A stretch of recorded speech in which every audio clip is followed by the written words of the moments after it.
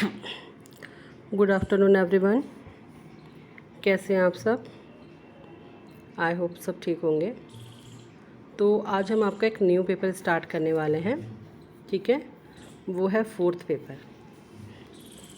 Paper MR, training in adaptive skills and functional academic, है ना।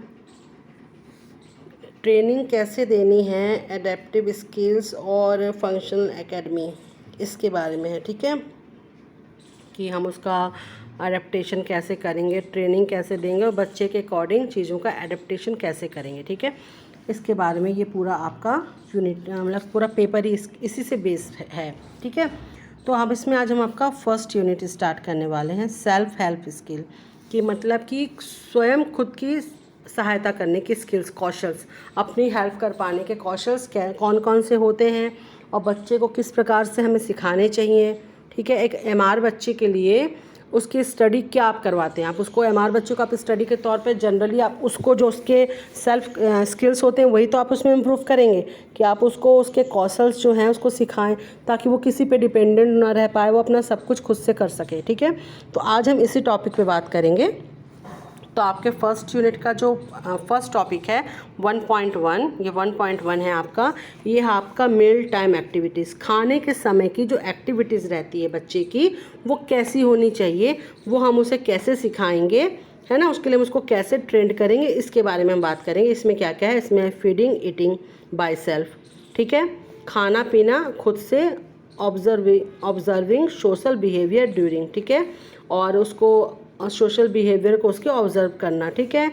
मील time setting and cleaning before the after meals, उसके जो meal time पर उसके बैठने का तरीका कैसा होना चाहिए, उसको खाने के बाद अपनी क्लीनिंग कैसे करनी चाहिए, ये सब चीज़ों के बारे में समझाना। और एडेप्टेशन, जो चीज़ें रहेंगी आफ्टर मील एडेप्टेशन, उसके साथ उन चीज़ों को बच्चे की आवश्यकता अनुसार, उसकी क्षमता के अनुसार, मतलब जो उसकी जिस तरीके की उसकी ज़रूरत है उसके प्रकार वो जो चीज़ें रहेंगी, खाने पीने की जो समय की व्यवस्था है या बच्चे का खुद की सफाई करने का जो तरीका है, उसको उसके अनुकूल कैसे बनाएंगे, है ना। इसके बारे में हम यहाँ पर डिस्कशन करेंगे, ठीक है। तो चलिए हम अपना वीडियो स्टार्ट करते हैं।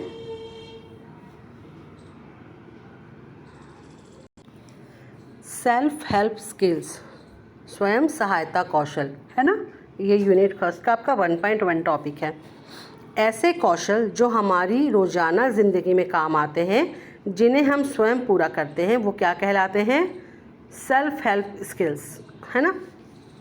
यह सुबह उठने से रात्रि तक सोने तक के कार्य होते हैं, जैसे नहाना, खाना खाना, कपड़े पहनना, शौच जाना इत्यादि जो काम होते हैं, ये क्या होते हैं, हमारे डेली के काम होते हैं, ठीक है। ऐसे कौशल जो शक्ति के लिए स्वयं अधिक महत्वपूर्ण है, जो व्यक्ति के लिए, सॉरी यहाँ शक्ति लिखा है, इसको नोट करिए आप, ये शक्ति नहीं होगा, ये आपका यहाँ पे व्यक्ति होगा, ठीक है, व्यक्ति। तो ऐसे कौशल जो व्यक्ति के लिए स्वयं अधिक महत्वपूर्ण है और सामाजिक जीवन जीने के लिए भी महत्वपूर्ण है, ठीक है। ये कौशल व्यक्ति बच्चे में होना अत्यंत आवश्यक है, ठीक है।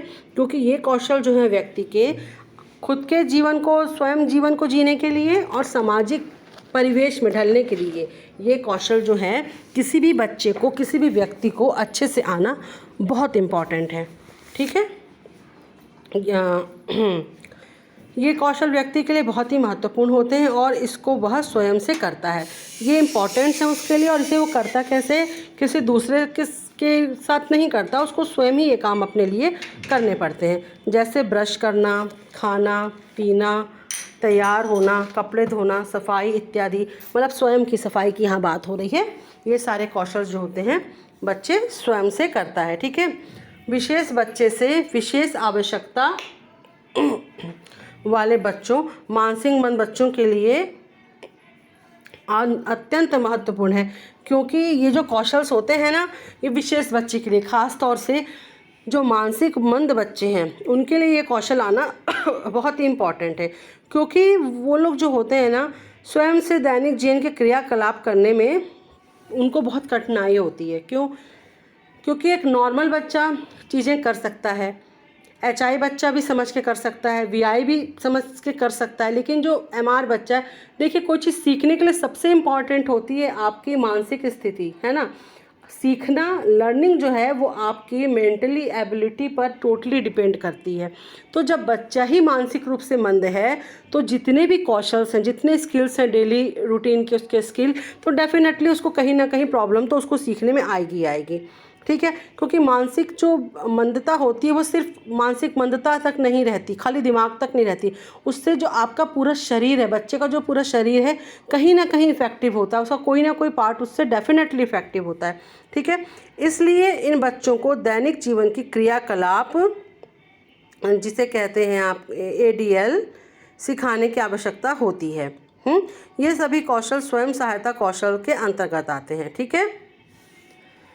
तो अब क्या ADL क्या है, एक्टिविटी ऑफ डेली लर्निंग, ठीक है। अच्छा, अब ADL को आप यहाँ पर देखिए कि अगर ये आपके शॉर्ट फॉर्म में आता है, क्योंकि एक एक नंबर के जो आपके शॉर्ट फॉर्म्स आते हैं उसमें में भी ये पूछ सकते हैं कि ADL का फुल फॉर्म क्या है।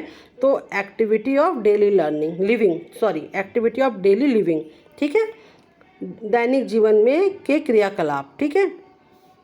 तो अब दैनिक जीवन में कभी भी बच्चे के व्यक्तिगत एवं सामाजिक कार्यों में निपुणता उसके जीवन की गुणवत्ता प्रदर्शित करती है। इसलिए प्रत्येक बच्चे के लिए व्यक्तिगत एवं सामाजिक कौशल में आत्मनिर्भर होना अति आवश्यक है, ठीक। ये कौशल सीधे संज्ञानात्मक कौशल से जुड़े होते हैं तथा इन कौशलों को निपुणता बच्चे को आत्मनिर्भर बनाती है। ये सभी कौशल जैसे ब्रश करना, शौच करना, स्नान करना, भोजन करना, कपड़े पहनना आदि रोज़मर्रा के कार्यों को दैनिक जीवन के क्रियाकलाप करना है, ठीक है। अर्थात वे सभी कार्य जिनको बच्चा सुबह उठने के बाद से लेकर के रात को बिस्तर में आने से पहले तक जितने भी कार्य करता है वो दैनिक जीवन के क्रियाकलाप कहलाते हैं। स्वयं सहायता कौशल में उपयोगी शिक्षण समस्या चरण नियम व सिद्धांत, ये जो स्वयं सहायता कौशल में उपयोगी जो शिक्षण सामान्य चरण और सिद्धांत हैं, अब हम यहाँ पर उसके बारे में बात करेंगे। किसके बारे में बात करेंगे हम? स्वयं सहायता कौशल में उपयोगी शिक्षण सामान्य चरण एवं सिद्धांत के बारे में। तो वो क्या है? मानसिक मंद बच्चे को शिक्षण प्रशिक्षण जब भी स्वयं सहायता कौशल सिखाने के लिए दिया जाता है तब निम्नलिखित बातें सिद्धांतों को ध्यान में रख करके ही देना चाहिए। वो क्या है? पहला, जब भी हम बच्चे को कौशल सिखाते हैं तो वह सरल से कठिन की ओर होना चाहिए, है ना। हमें बच्चे को जब भी कोई चीज़ सिखानी तो एकदम हार्ड चीज़ से स्टार्ट नहीं करना चाहिए। पहले वो बेचारा मानसिक रूप से थोड़ी प्रॉब्लम में है और आप उसको सडनली एकदम टिपिकल चीज़ें देने लगेंगे तो उससे नहीं होगा। आप उसको ईजी से ईजी चीज़ से स्टार्ट करिए, ठीक है। दूसरा है, प्रत्येक कार्य का विश्लेषण बच्चे के कौशल के आधार पर होना चाहिए। तीसरा है, बच्चे के वर्तमान स्तर को जानने के लिए कौशल आकलन किया जाना चाहिए, ठीक है। कौशल का आकलन करिए कि उसका अभी करेंट लेवल क्या है, उसके किस तरीके से वो सीख पाएगा या कर पाएगा। जब भी आप किसी बच्चे को कोई कौशल सिखाते हो तो आवश्यकता अनुसार शिक्षण पद्धति का उपयोग किया जाना चाहिए, ठीक है। हर कौशल सिखाने के लिए एक स्पेशल शिक्षण पद्धति बनाई गई है जिसके हिसाब से आप बच्चे को वो कौशल सिखा सकते हैं। तो आपको टीचर्स को, किसी को भी, जो भी वो कौशल बच्चे में डेवलप कर रहा है, सिखा रहा है, उसको इस बात का विशेष ध्यान रखना चाहिए कि उस चीज़ के लिए बनाई गई स्पेशली जो पद्धति है उसके अकॉर्डिंग ही आप उसको टीच करें, ठीक है।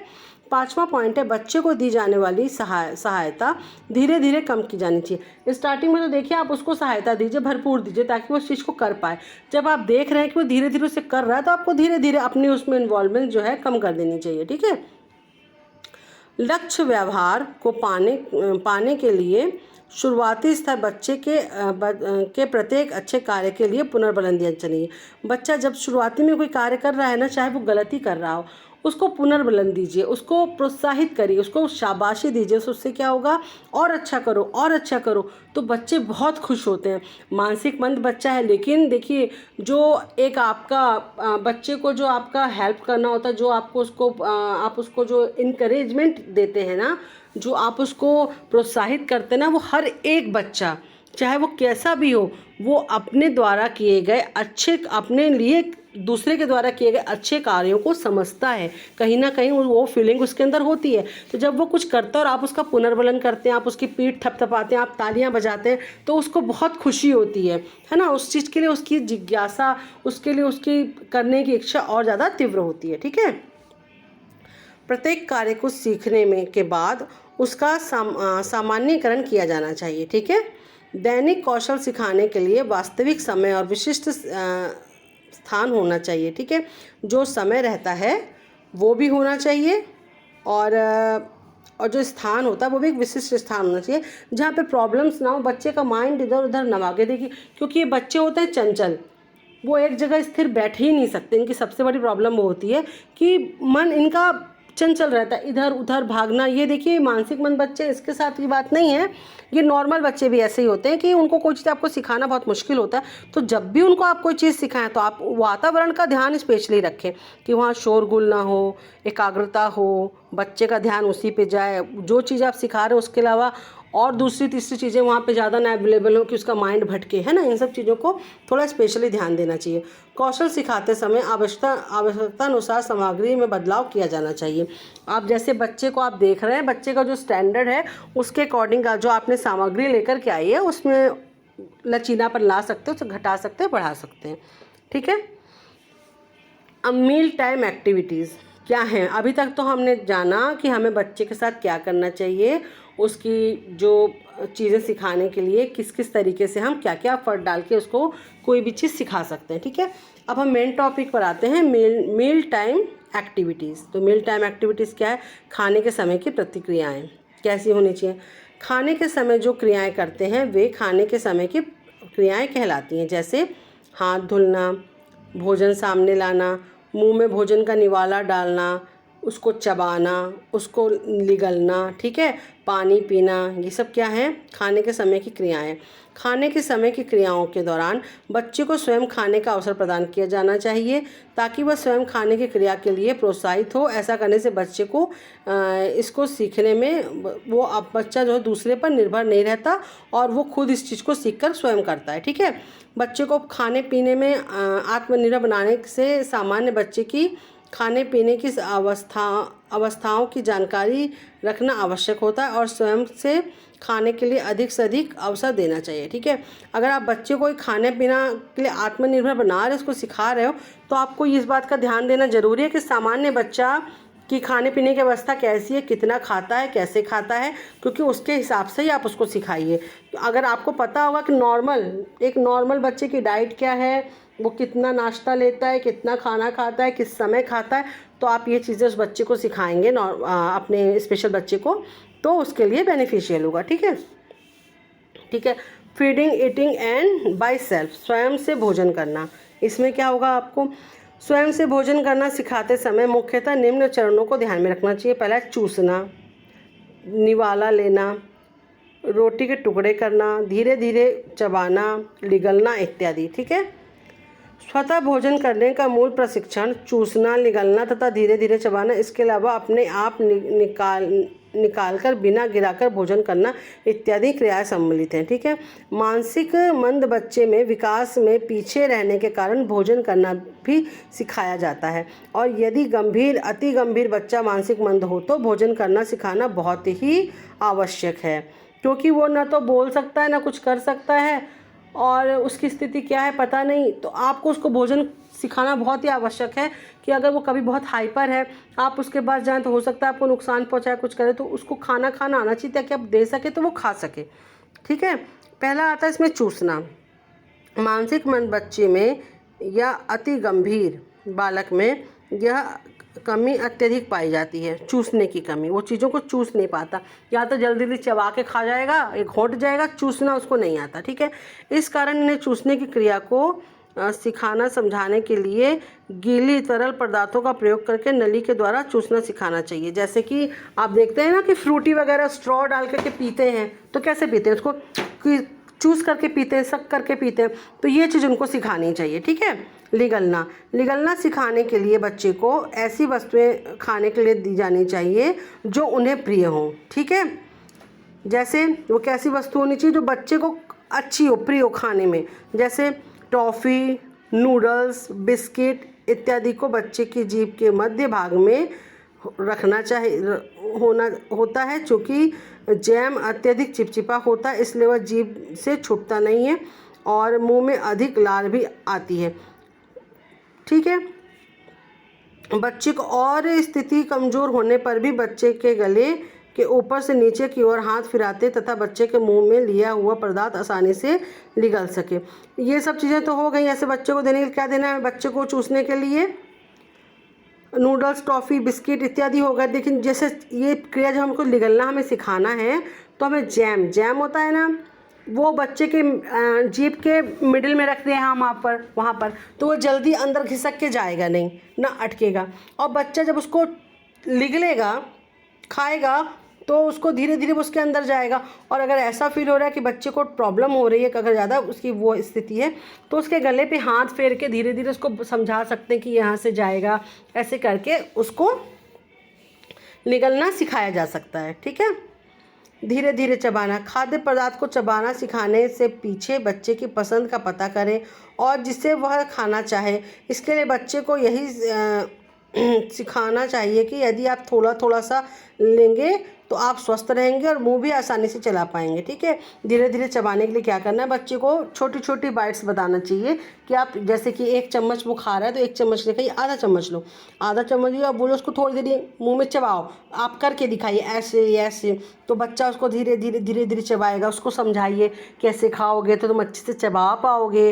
तो इस तरीके से क्या है, वो धीरे धीरे चबाना जो है वो सीख पाता है। बच्चे को सही आसन में बैठना चाहिए, उसको सही ढंग से बैठाना सिखाइए। खाना परोसना उसको सिखाइए कि तुम इस तरीके से खाना लो। खाना खाने के लिए प्रोत्साहित करिए उसको। ठीक है। तभी वो उस तरीके से उसको खा पाएगा। अब आया आपका रोटी को तोड़ना। बच्चे को रोटी के बारे में बताएं, उसे तोड़ने के लिए कहना।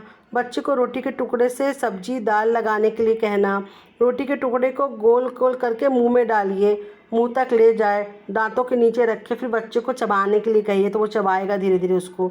ठीक है। अब आगे आपका चबाना। बच्चे को रोटी चबाने के लिए कहना, निर्देश देना और उसके लिए सही शुद्ध तथा सही भाषा का प्रयोग करना चाहिए ताकि बच्चा उसको आसानी से समझ सके। निगलना। बच्चे के द्वारा चबाने की क्रिया के साथ साथ भोजन को चबाकर निगलने के लिए कहना चाहिए। बच्चे को खाने के लिए प्रोत्साहित किया जाना चाहिए, भोजन को खा सके। पानी पीना। ठीक है। बच्चे को पानी पीने बर्तन की पहचान करानी चाहिए। बच्चे को पीना सिखाने के लिए छोटे बर्तन का प्रयोग किया जाना चाहिए जिससे कि बच्चा आसानी से पकड़ सके, जैसे कप, हैंडल वाला ग्लास इत्यादि, है ना। बच्चे को यह बताना चाहिए कि ग्लास, कप में पेय पदार्थ कितना लिया जाना चाहिए। बच्चे को पेय पदार्थ पीना सिखाने के लिए उसकी पसंद को भी ध्यान में रखना चाहिए। ठीक है। अब आपका आता है कि पानी के गिलास को पूरा न भरकर कम मात्रा में भरना चाहिए। ठीक है। गिलास को थोड़ा टेढ़ा करना चाहिए। बच्चे को पीने के लिए कहना चाहिए। पीने के बाद गिलास को नीचे रखना सिखाना चाहिए। बच्चे को कहना चाहिए कि बर्तन जहाँ से जगह से उठाओ वहीं पे रखो। हाथ धोना, तौले साफ़ करना, खाने के लिए जगह सफाई करना, ये सब। ठीक है। सुरक्षित स्थान पर रखने के सिखाने की समय की क्रियाएँ क्या हैं। भोजन खाने के समय की क्रियाएँ। ठीक। बच्चे को खाने के लिए किसी रेस्टोरेंट, ढाबा में ले जाना। किसी सुनिश्चित स्थान, बुक किए गए भोजन मेज पर बैठना। खाने का ऑर्डर देना। बच्चे को अपनी बारी का इंतज़ार करने के लिए सिखाना। इस बात को समझाना कि हमारी बारी आने तक हमें खाना परोसा जाएगा, तब तक आप वेट करिए। ठीक है। ये सुनिश्चित स्थान पर खाने के समय की क्रियाएं हैं कि किसी स्थान पर आप गए, रेस्टोरेंट वगैरह में गए, आप किसी पार्टी वार्टी में गए, तो वहाँ पर बच्चे को आपको कैसे ट्रेंड करना है, यहाँ पर उसकी बात हो रही है। ठीक है। उचित ढंग से खाना चबाए। सार्वजनिक स्थान पर खाना के संबंध में आप बच्ची से कैसे करेंगे। किसी पिकनिक, पार्टी या निमंत्रण में लेकर के जाएं। आपका निश्चित स्थान आपका हो गया जैसे रेस्टोरेंट वगैरह। ठीक है। अब ये सार्वजनिक स्थल क्या हो जाता है, जैसे आप गार्डन हो गया, पिकनिक स्पॉट हो गया। यहाँ पर आप बच्चे को किस तरीके से सिखाएंगे कि निमंत्रण में लेके जाएं, खाने के समय उचित स्थान पर बैठाएं या बच्चे को अपनी बारी का इंतज़ार करने के लिए कहें। उसे यह सिखाएं कि जब सब कोई खाना खाए तभी वो भी खाना खाए शुरू करे, है ना। सबके साथ खाना खाना चाहिए। खाना खाने के समय सभी के साथ उठना चाहिए। जूठन और पत्तल जो होती है उसको डस्टबिन में डालना चाहिए। ठीक है। तो भोजन कराना सिखाते समय ध्यान देने योग्य बातें क्या है आपकी? खाना और पीने के समय ही इस क्रिया को किया जाना चाहिए। घर के अलावा स्कूल, सामाजिक सभा में भी खाना खाने की प्रक्रिया को सिखाना चाहिए। कुछ बच्चे निवाले को चबाते नहीं हैं, निवाले को अच्छी तरह चबाना सिखाएं। हाथ के अलावा चम्मच का उपयोग करना भी सिखाएं बच्चे को, ठीक है। भोजन करने से पहले और बाद में भी साफ़ सफाई सिखाई जानी चाहिए। हाथ साफ करने के लिए साबुन, राख का उपयोग सिखाना चाहिए। शिक्षक को चाहिए कि बच्चे पर ध्यान देना चाहिए, गंदे नाखून, बड़े नाखून ये सब ना हो, ये फैमिली वालों को भी चाहिए, ठीक है। खाने की जगह साफ़ सुथरी होनी चाहिए। खाना खाने से पहले और बाद में अच्छी तरह से हाथ धुलाना सिखाना चाहिए। ये सब उनको एकदम क्लीननेस उसको सिखानी चाहिए कि किस तरीके से साफ़ सुथरा होकर के उसको खाना खाना है और खाना खाने के बाद भी उसको साफ़ होना है, ठीक है। अब बच्चे के ये सब स्किल सिखाने में हमें कुछ ना कुछ तो एडेप्टेशन करना पड़ेगा, कुछ ना कुछ तो बच्चे के अकॉर्डिंग हमें अनुकूलन करना पड़ेगा चीज़ों में। अब वो अनुकूलन कहाँ के किस चीज़ में हमें करना चाहिए, इसके बारे में हम देखते हैं। तो पहला है बर्तनों में अनुकूलन। खाना खाने की सामग्रियों के अलावा बर्तनों में कुछ बदलाव कर बच्चे के अनुसार बर्तनों का प्रयोग बर्तनों में अनुकूलन कहलाता है। बर्तनों में अनुकूलन निम्नलिखित प्रकार से होता है। चम्मच का अनुकूलन होता है, ठीक है। ऐसे होने चाहिए, प्लास्टिक के हैंडल लगा हो चम्मचों में लकड़ी का, जिससे बच्चा आसानी से पकड़ सके, क्योंकि हमारे बच्चे की जो हाथ की पकड़ होती है ना, वो उतनी स्ट्रॉन्ग नहीं होती, ठीक है। तो उसको ऐसे बड़े हैंडल वाले देने चाहिए ताकि उसको आसानी से पकड़ सके। प्लेट में अनुकूलन, प्लेट जो होती है, समस्या हो रही है खाते समय खाना बाहर गिर रहा है तो ऐसी प्लेट देनी चाहिए थोड़ी गहरी हो, है ना, किनारे वाली प्लेट हो। गिलास का अनुकूलन, अगर बच्चे को गिलास पकड़ने में दिक्कत हो रही है तो उसको कैसा देना चाहिए, ठीक, उसको गामक तौल मोल ठीक नहीं है तो बच्चे में कैसा गिलास दे, हैंडल वाला गिलास देना चाहिए उसको, है ना, जिसको वो आसानी से पकड़ सके, पानी वानी पी सके उससे। बैठने वाले उपकरणों में अनुकूलन, यदि बच्चे का बैठने का आसन सही नहीं है और खाना खाते समय बार बार गिर जाता है तो उसको क्या करना चाहिए, उसको हम उसके नीचे बैठकर खाना खिलाने की जगह कुर्सी पर बैठकर खाना खिलाएंगे और किसी कपड़े से पीछे की तरफ कुर्सी से बांध देंगे बच्चे को, ताकि वो गिरे ना और अपना खाना सही ढंग से खा सके। यदि बच्चा बार बार खाना खाते समय एक तरफ गिर जाता है तो हम क्या करेंगे, हम उसको सही ढंग से पीछे दीवार का सहारा ले जा कर के बैठाएंगे और तकिए वकिए लगा के अच्छे से बैठा देंगे, और ताकि वो आराम से खाना खा सके और ना गिरे, ठीक है। इस प्रकार का हम उसका अनुकूलन कर सकते हैं उसको मील टाइम एक्टिविटीज़ सिखाने में, और इस प्रकार से हम बच्चे को, एक एमआर बच्चे को अच्छे से इस चीज़ के लिए टीच कर सकते हैं, ठीक है। तो यह आपकी मील टाइम एक्टिविटी 1.1 यूनिट 1 का यहाँ पर कंप्लीट होता है। अब नेक्स्ट वीडियो में हम नेक्स्ट टॉपिक के साथ आपसे मिलेंगे, तब तक के लिए